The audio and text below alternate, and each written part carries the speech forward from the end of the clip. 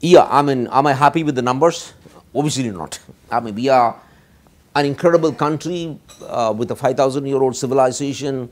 We have a philosophy which goes back to thousands of years. So, Still, am all I? these small countries have more to Yes, improve. I agree. They have to do. They have managed to do so much better. And am I happy with the numbers? Certainly not. I would like to double the numbers in 3 years, double the income in 3 years. So yes, I completely agree with you. So this nation is capable of doing so much better, but the whole problem is who's going to spend the money? Is the government of India, central government, going to spend all the money? Do we have basic infrastructure? Take for example, one of the areas which could make huge money is the Buddhist circuit. After Buddha, he lived in India, only in Bihar and Uttar Pradesh he lived. He never went out anywhere. Now, we have an airport in Bodh Gaya, but the whole problem is the infrastructure linking all these Buddhist places where Buddha traveled is so pathetic. It's bad. We have no roads, there is no hotels, there are no convention centers. So I can fly them the Bodh Gaya, I can dump them and say, now you take care of yourself. Now I don't think that's fair to the visitors who come here. So we are now on a massive infrastructure building in consultation with the UP government. They are putting in money. States need to put in big money. I'm in consultation with the Japanese government. I'm in consultation with the World Bank. I said we need to put big money into this Buddhist circuit. And we have so much of scope for adventure tourism. I mean, I think 70% of Himalayas is in India. And places like Uttarakhand, Arunachal Pradesh, Himachal Pradesh, and all these sectors, including places like Kerala, we have the hill districts there. And I think in most states have something or the other. There's immense potential, but we haven't really worked on these things in the past, and I think we are getting down to working on these things. So actually the big money is from the domestic tourism, and Indians are good spenders, and therefore, and 60% of these people who travel in India are on religious tourism. So that is why we are spending a lot of money under our scheme, Swadesh Darshan. We have approved schemes worth about 5,648 crores for improving infrastructure around religious places, because that's where most people go. But as you said, we still have fundamental problems, toilets. Where do you find clean toilets?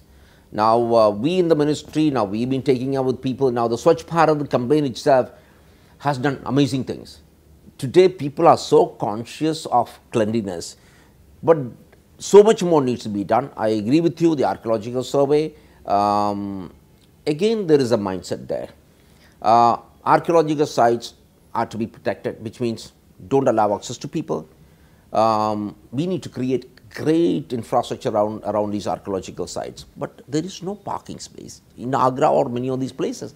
We need to create that. We need to ensure that clean toilets are there. Now, we are willing to spend money, and archaeological survey also has money, and then we need to, it's a question of not just building it, who will maintain. The whole problem with toilets in India is the maintenance is so poor. So we need also some network of organizations which would take up the maintenance of these toilets more than constructing it.